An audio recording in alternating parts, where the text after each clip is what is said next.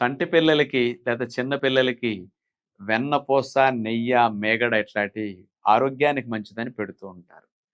ఈ మూడిట్లో ఏది మంచిది? లేతే మనం ఎప్పుడన్నా తినాలన్నా ఏది మంచిదంటే, ఈ మూడిట్లో ఫస్ట్ మంచిది పాల మీద మీగడ.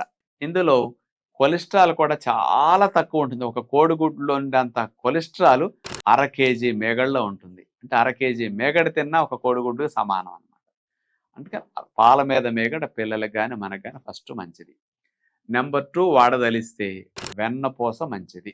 చంటి పిల్లలకి, చిన్న పిల్లలకి మాత్రం ఎప్పుడన్నా ఉదయం పూట ఏదైనా పెట్టాలన్న టిఫిన్స్‌లో గాని, భోజనంలో కానీ, అన్నంలో కానీ అంత వెన్నపూస రోజు పెట్టండి. ఇది వేడి చేయట్లేదు గాబట్టి దానివల్ల దోషం ఎక్కువ రాదు.